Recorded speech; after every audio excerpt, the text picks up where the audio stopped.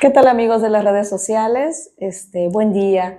El día de hoy tenemos un invitado muy especial. Espero nos sigan en nuestra página. Y vamos a presentar hoy a un personaje muy importante y un ícono que representó por muchos años nuestro sistema educativo del estado de Campeche. Maestro Ricardo, un gusto. Muy buenos días, un gusto saludarles a todos y muchas gracias por la invitación, maestra. La verdad me da mucho gusto estar con ustedes y que permitan compartir la experiencia que hemos tenido a lo largo de todos estos años en lo que ha sido la docencia. 44 años. 44 años, muy bien, maestro. ¿En dónde estudió, maestro? ¿Cuáles fueron sus primeros pasos escolares? Bueno, yo me egresé de la Escuela Normal Rural Justo Sierra Méndez, de Chacán, ahora benemérita Escuela Normal Rural. Soy de la generación 75-79. Y pues desde ese tiempo iniciamos con el trabajo docente, egresamos como maestros de educación primaria y bueno, nos tocó estar en el medio rural por mucho tiempo. ¿Cuántos años, maestro? En el medio rural estuve como 6 años aproximadamente. Quiero decirle que la primera comunidad donde me tocó fue una comunidad que había que entrar 16 kilómetros entre lodo cuando había lluvia y con el sol también cuando estaba en la plena temporada de calor, ¿no? Pero pues con mucho gusto llegábamos hasta ahí. Y la motivación era los niños que nos encontrábamos. Los niños, la parte que de alguna manera mueve todo lo que es el sistema educativo. No, me imagino que también que era muy difícil el acceso a esos lugares. Sí, desde luego. Son anécdotas que tenemos muchísimo, sobre todo los maestros que nos tocó en el medio rural y que nunca se van a olvidar. Nunca se me pasa el tiempo y lo platicamos. Ahora ya no nos creen mucho porque pues ya hay más oportunidad de entrar, pero sí era un poco difícil el acceso a esas comunidades y sobre todo cómo se encontraban esas comunidades. Maestro, y dentro de esas experiencias que usted tuvo en el medio rural por muchos años, ya contó una, ¿no? Pasar 16 kilómetros, poder llegar a esa escuela. ¿Recuerda alguna anécdota en especial que dice, ay, esto nunca lo voy a olvidar? Me marcó mucho una anécdota muy importante, sobre todo en el campo de lo que es la pedagogía, la docencia. Uno egresa de la normal con toda la ilusión de aplicar lo aprendido en las aulas. Sí. Pero nos encontramos con un mundo diferente. En aquel entonces se trabajaba mucho el método global de análisis estructural. Era lo que estaba en ese momento dentro de la parte educativa, y que así se iba a enseñar a leer a los niños de primer año, porque pues también cuando egresamos de la normal, lo primero que nos dan es primer grado para trabajar, ¿no? Y me empiezo a dar cuenta de que todo lo que aprendiste en el aula, pues no era posible aplicarlo. Sí. Para empezar, nos encontramos en una comunidad donde, aparte de la entrada, que eran esos 16 kilómetros, la gente ahí a veces no tenía ni para comer. Los niños llegaban ahí sin alimentos a la escuela y todo. Y desde luego, sin ganas de estudiar, ¿no? Y nosotros llevábamos las láminas con lo que nos decían los libros, el barco navega en la mar. Y pues llevábamos un barco muy bonito y bien pintado, el mar en todas las cartulinas. Pero ¿cómo podrían aprender los niños? Eso lo entendí más tarde, ¿verdad? Porque no podían entender porque, pues como dicen, el signo lingüístico es un significado y un significante. Entonces el niño no tenía ni la idea de que era un barco, porque nunca en su vida había visto el mar ni había visto el barco. Entonces, ¿cómo podía aprender a leer? Pero nosotros salimos con esa pedagogía, que en aquel entonces era nueva, estoy hablando de hace 44 años, el método global de análisis estructural. Y desde luego nos damos cuenta que pasan los días y no era como nos habían enseñado en las aulas. No aprendían los niños. Y después de 6 meses, pues regresamos a la parte fonética, a la parte del abecedario, para que ellos pudieran empezar a aprender a leer. Entonces, Eso me marcó mucho. Y digo me marcó porque en ese momento no lograba entender por qué no aprendían mis alumnos. Si yo le llevé las mejores láminas, mi práctica la trataba de hacer de la mejor manera, y ellos ni por enterados se daban, porque, como le digo, el ejemplo que le doy del barco, pues es que nunca en su vida, ni tenían en la idea por la mente que era un barco. O sea, no lo conocían. Desde luego, ¿no?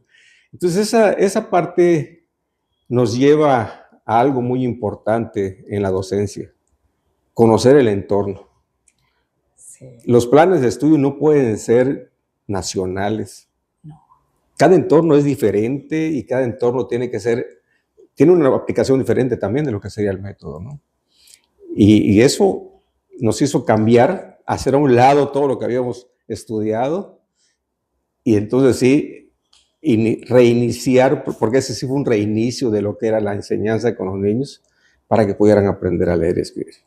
Muy interesante, maestro. Bueno, usted ya se me adelantó a realmente a lo que queremos. El objetivo es conocer las experiencias, ¿no? Porque detrás de todas las ocasiones que usted como personaje dentro de nuestro sistema, pues ha tenido la oportunidad de palpar, y es una de las pocas personalidades que puedo decir yo que viene de una escuela normal, que fue maestro, que ha trabajado mano a mano con la verdadera historia de lo que es ser un docente, y eso hace la diferencia, maestro Ricardo.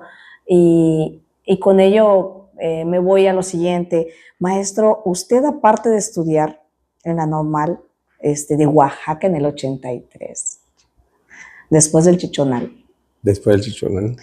Después de eso, usted tuvo varias posgrados y especialidades. Uno de ellos veo que es de liderazgo, y por el Tecnológico de Monterrey. ¿Cómo fue esa experiencia, maestro? Bueno, mira, la verdad que me voy a atrasar tantito porque me gustaría dar a conocer la razón. Y ahí había una pregunta muy importante que me hacía, la motivación de por qué fue uno maestro, ¿no? Claro. Quiero decirte que son circunstancias también las que te llevan a abrazar la docencia, a quererla. Pero mi idea siempre fue estar dentro de la parte deportiva. A mí me gustaría el deporte desde pequeño y quería hacer nuestra educación física. Entonces, para poder alcanzar eso, me fui a estudiar a la Normal Superior de Oaxaca, y ya estudié educación física. Estudié educación Entonces, física. Como maestro de primaria, educación física, luego estudié en la Normal Superior la licenciatura en español. Y bien es cierto que también hubo la oportunidad de unos posgrados por medio de Bécalos, que es una fundación que nos permitía llevar a cabo ese posgrado, una especialidad en liderazgo, y creo que era para directores de educación secundaria. Sí.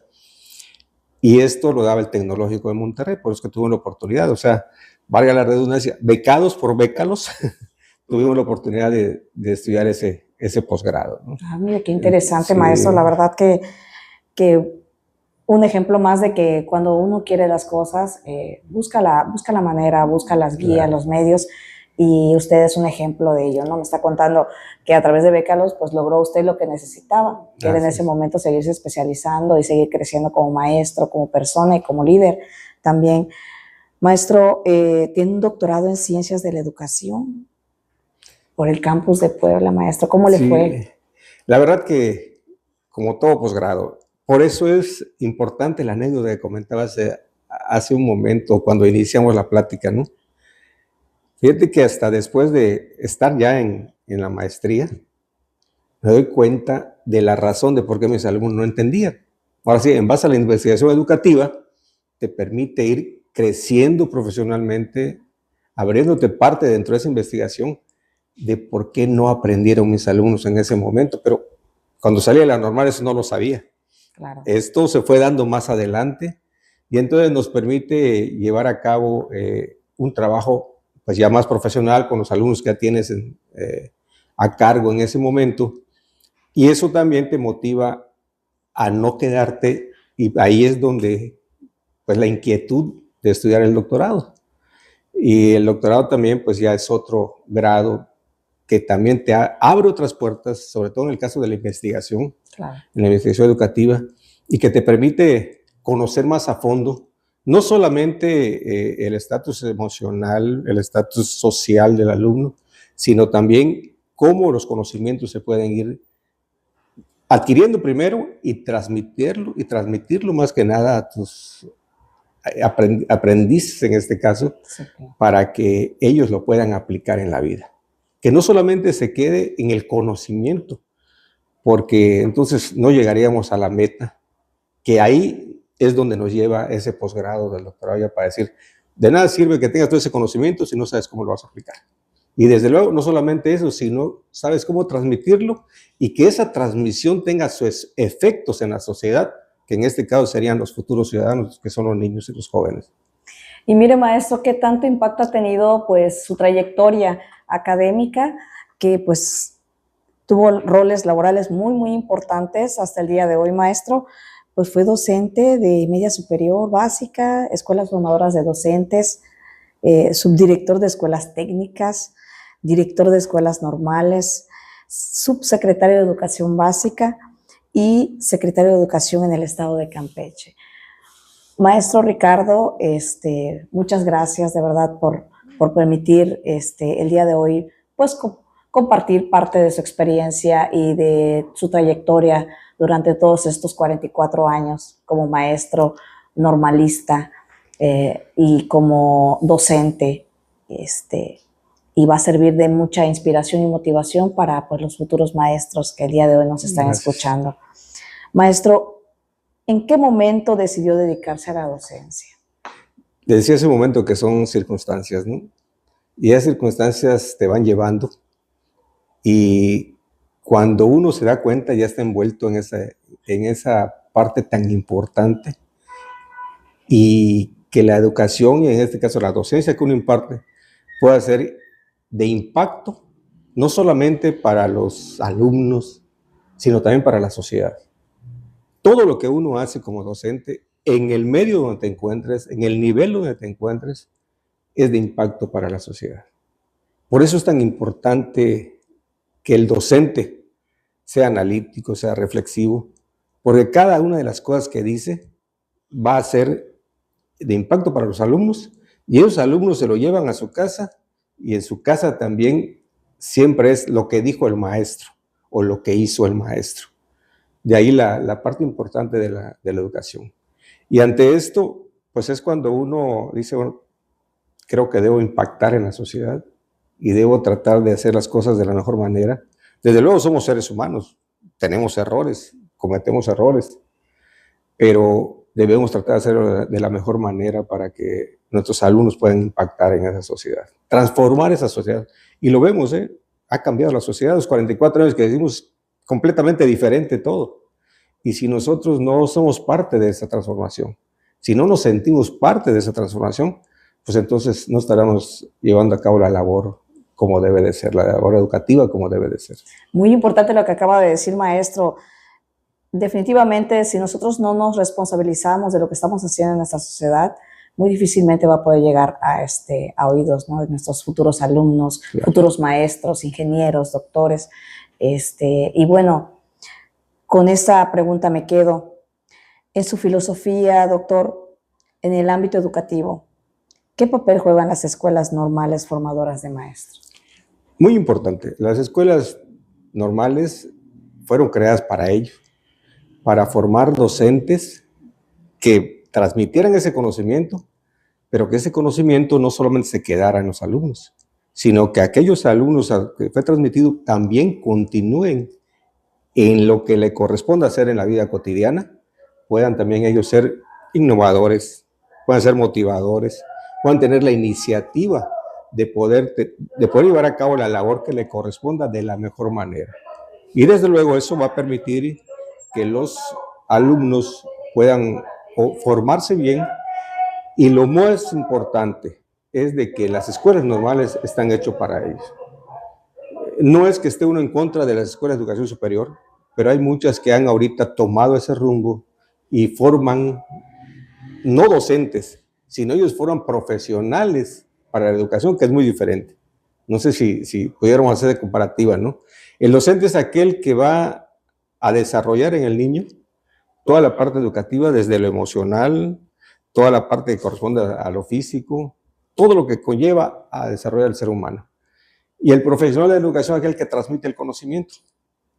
Y las escuelas normales fueron fundadas para eso, para crear docentes que tengan esa parte importante humanística que conlleven a ese desarrollo de los educandos. Y sí, maestro, tuve la oportunidad de ir a una escuela normal y sí se respira otro ambiente completamente distinto al que debe ser, ¿no? Una escuela, universidad, un tecnológico. Es diferente el ambiente, se crea una hermandad. Maestro, ¿tiene alguna anécdota usted que compartir sobre la normal, su paso por la normal como estudiante? Bueno, como estudiante, como decía, estuve en la normal de Selchacán, había esa hermandad, como bien dices, y sobre todo en la época que nos tocó a nosotros, porque era un internado. Sí. Entonces, hay algo que tiene una etiqueta muy importante en los normalistas.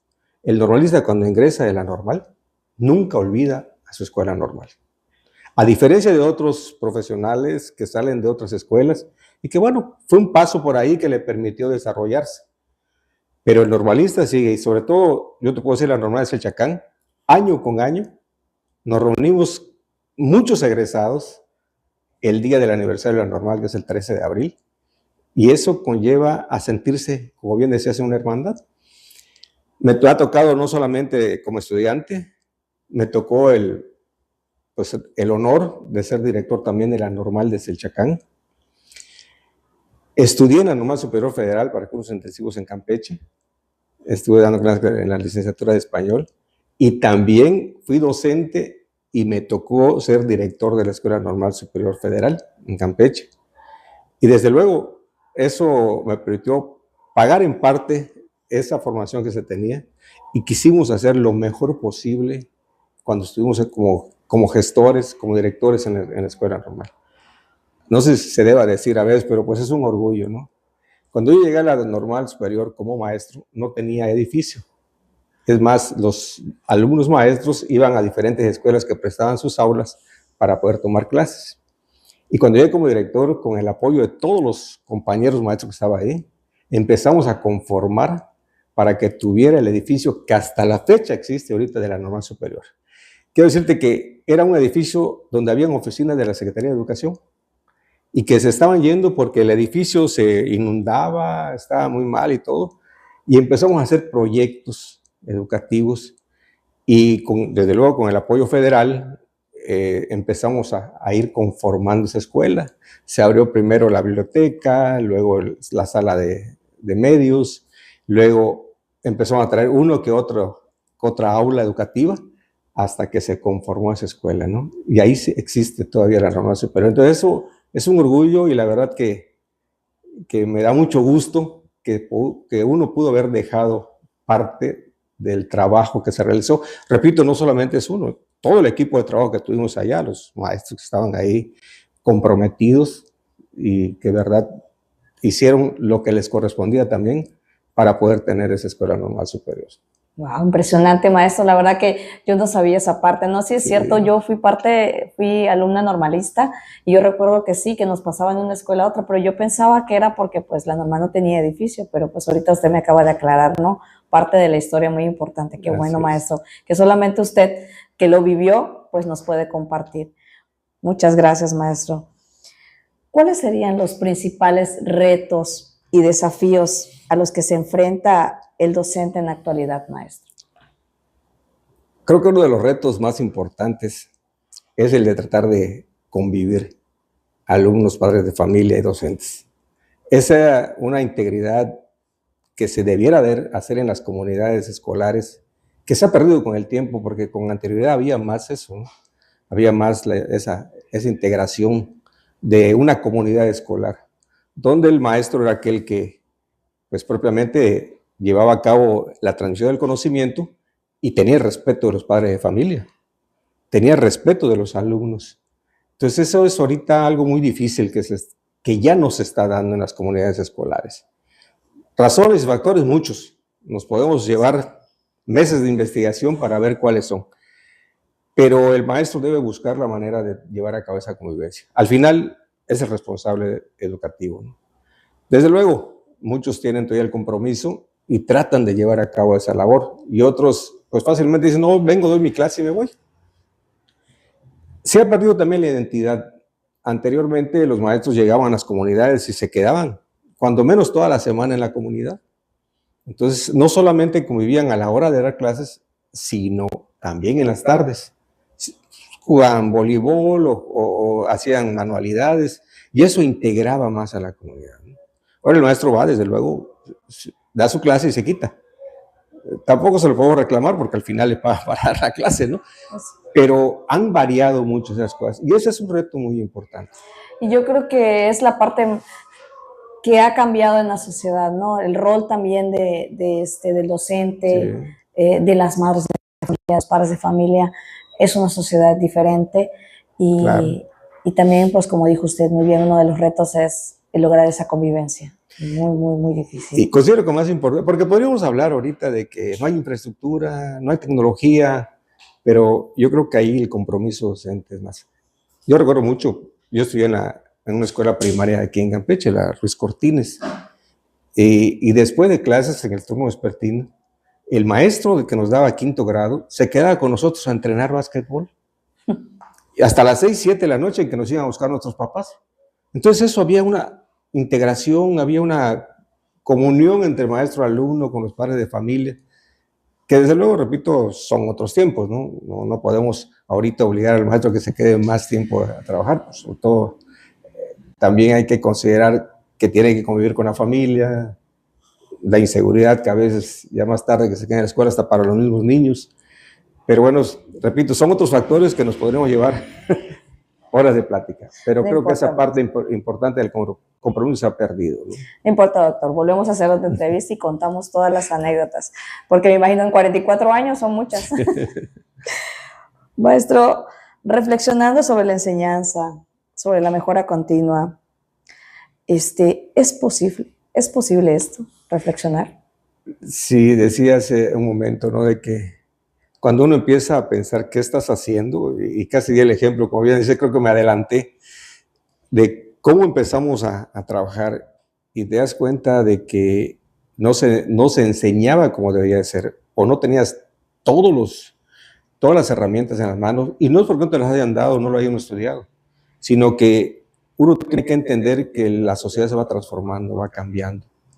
Y esto lleva precisamente a eso, no solamente a reflexionar sobre el trabajo que se está desarrollando, sino a analizar, a investigar y profundizar sobre cuáles son las necesidades reales de una sociedad. Y voy a regresar también a un punto que había tratado con anterioridad, que es el que no solamente es transmitir el conocimiento. Si tú transmites el conocimiento, pero si ese conocimiento no tiene un efecto en la sociedad, no sirvió de nada. ¿Qué quiero decir con esto? Voy a dar un ejemplo más claro. En otras ocasiones han llegado muchachos jóvenes que se han acercado a uno, te saludan, te agradecen y no sabes ni por qué. Hasta después te dicen, usted me dio clase en la preparatoria o me dio clase en la secundaria, soy médico. Y entonces quiere decir que lo poco que tú hiciste, porque no solamente del trabajo de uno, es de todos los docentes que también tuvieron con anterioridad, pero bueno, el puntito que le tocó poner a uno, ahí está. Y él está transformando la sociedad porque está, de alguna manera, curando enfermos, atendiendo pacientes, y esa es la parte importante. O sea, ese sería el ejemplo, porque no nada más es transmitir el conocimiento. No puedo ir y dar a conocer todo lo que sepa, pero si ahí se quedó, no hice absolutamente nada. Claro, trascender el conocimiento.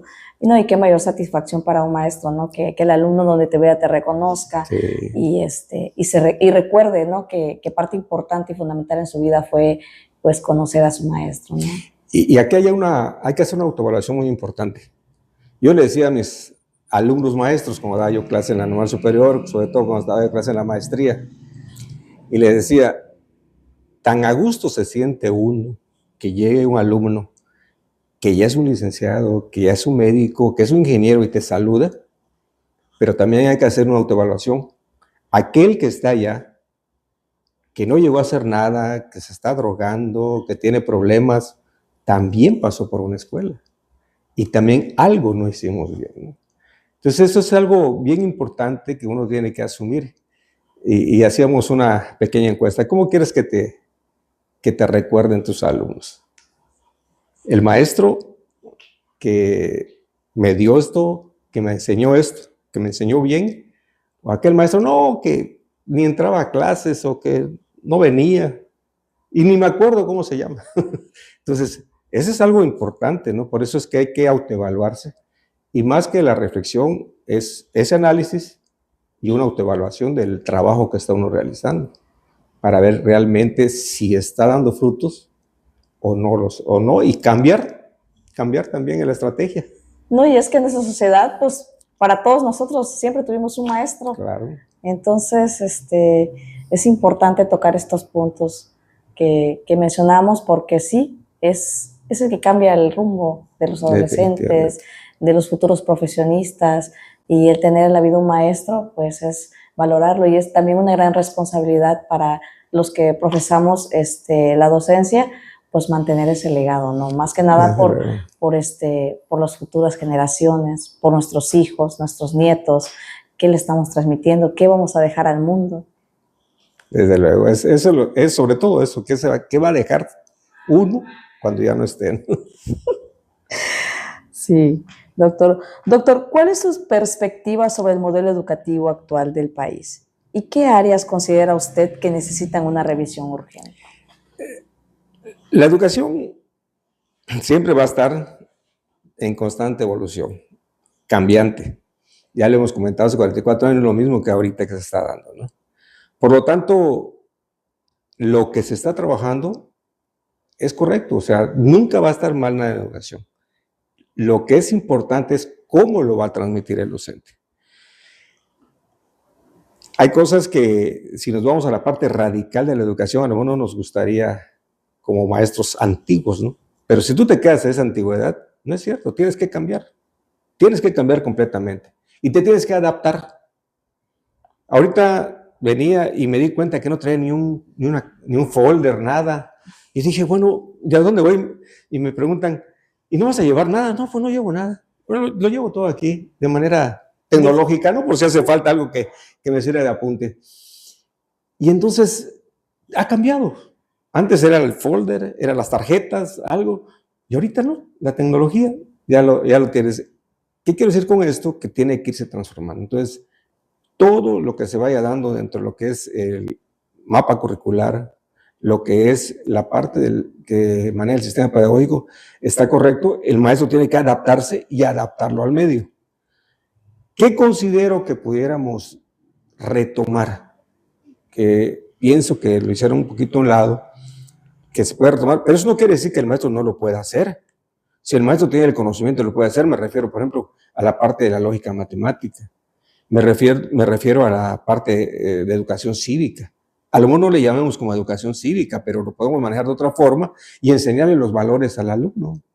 Enseñarle la parte que se ha ido también perdiendo, que es la parte de la historia. La historia es muy importante porque no queremos cometer unos errores que se llevaron a cabo con anterioridad, ¿no? Y a veces las fechas de la historia también es importante tenerlas en mente para saber qué sucedió en aquel entonces. Y eso también le va a motivar al alumno, porque si no está de acuerdo con lo que le estoy diciendo, pues se va a poner a investigar a ver si es cierto que eso que sucedió con anterioridad es tal y como lo platica el maestro, o simple y sencillamente tengo que investigar.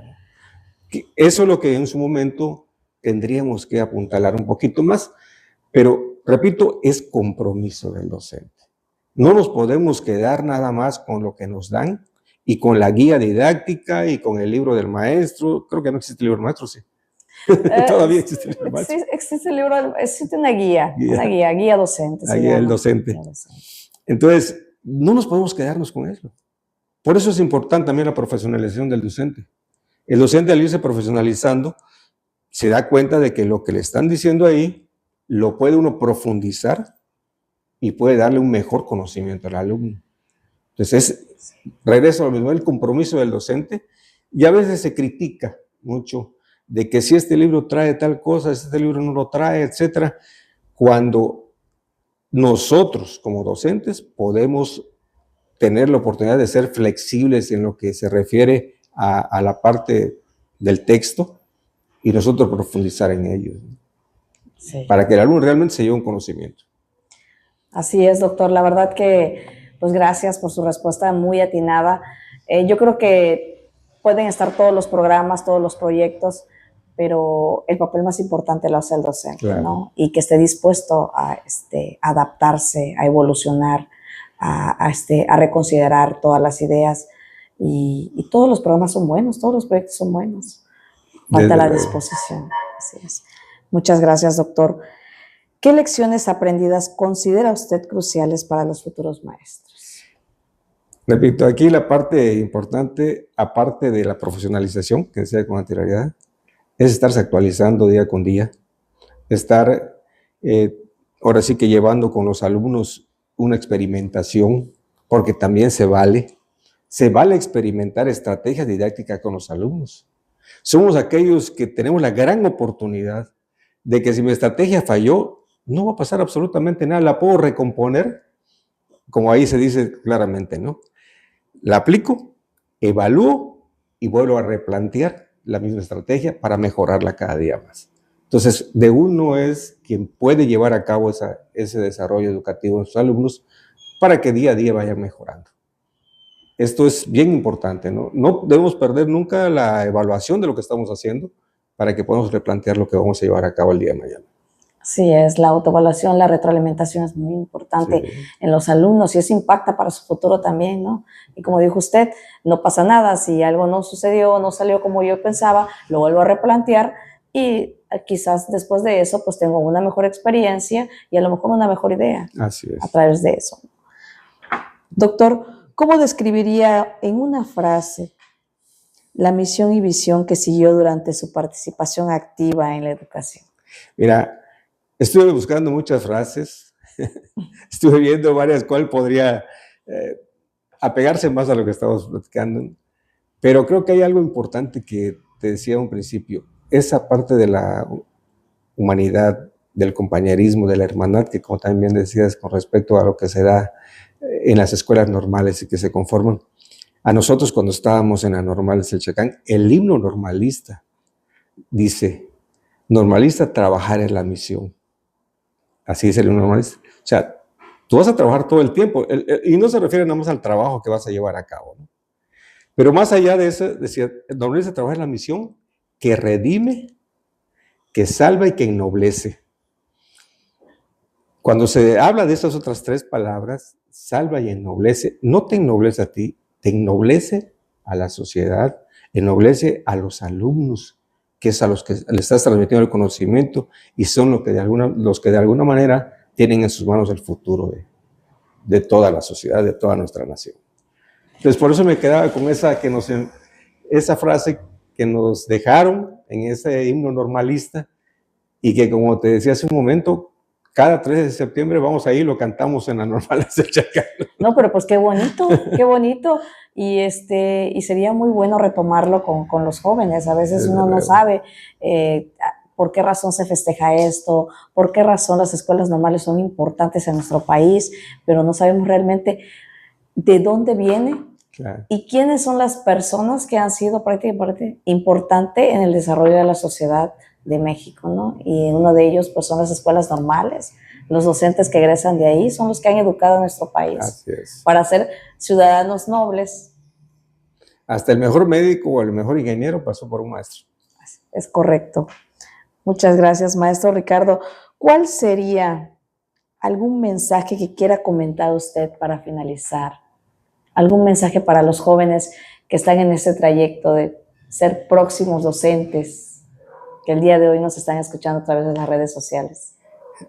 Es un reto ahora estar como docente por todo lo que conlleva, sobre todo el compromiso, la responsabilidad, el trabajo con los alumnos, porque como bien decíamos, si podemos llevar a cabo una estrategia didáctica donde se cometiera un error y que podemos volverlo a replanificar, también estamos moldeando seres humanos que todo lo que nosotros le digamos, el ejemplo que les demos, lo van a seguir y de alguna manera también lo van a aplicar en su casa, en la calle, en la misma sociedad.